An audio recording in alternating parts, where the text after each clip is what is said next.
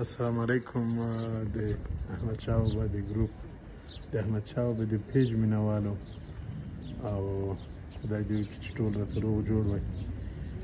دغه د دولتزیو ساحه ده، د دولتزیو شارک ده او ترڅنګ یې دغه ساحه د شمشاد کوڅې ده.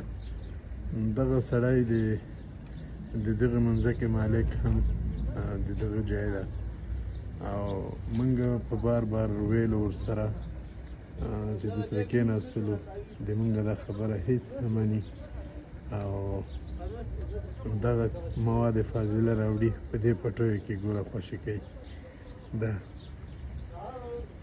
دا نه دومره بې احساسه سړی ده چې دا د دې خلکو د ژوند دلته دا اوس بوی نه خورېږي، لګیا دي ځتې مچان او میاشي، هیڅ د محیط زیست کومه هغه نه چې څه اصول یې هغه نه مراعاتوي، فقط خپلې شخصي ګټې ته لګیا ده.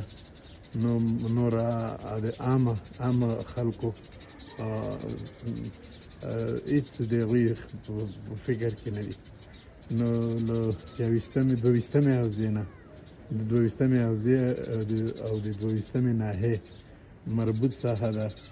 رئیس صاحب د دویستمې ناحیې باید په دې باندې غور وکړي، جدي اقدام وکړي تر څو دا خلک دلته بیا د مواد فاضله رانه وړي او وینه وغورځوي. دغه ګورې تر څنګ یې کورونه دي. دغه امیر صاحب دی حوصلې نه راغلی ده. همدغه مخنیوي چې سهار مو ویډیو شیر کړې وه، دغه ټانکر همدغه اوس نیول سوی ده، دغلته بیا یې راوړی، دغه چای سپټیک دلته خالي کاوه. په عین وخت کې امیر صاحب د ناحیې د دویستمې حوزې راغلی او د دویستمې ناحیې امیر صاحب رالېږلی پلاوی ده چې دغه نږدې نه دغه ساحه بررسي کړي او خپله ټول مکمل معلومات ترلاسه کړي.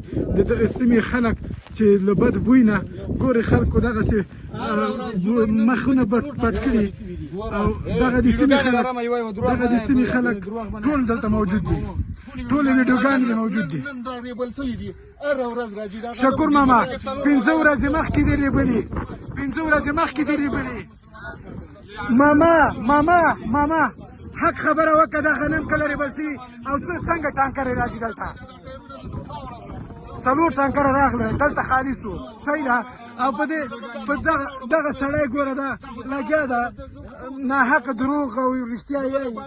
دغلته یو زه نه یم، دلته تاسې له دې بوی نه راضي یئ؟ دلته څنګه بوی ده؟ سړی به ژوند پکې وکړي. تاسې راضي یئ دلته؟ تاسې راضي یئ له دې بویه؟ څوک راضي دي ماته دې ووایي؟ دغه ګوره حاجي صاحب څومره لرې ولاړ ده، مخې تړلی ده. دغه خلکو ګوره په دې ګرمي کې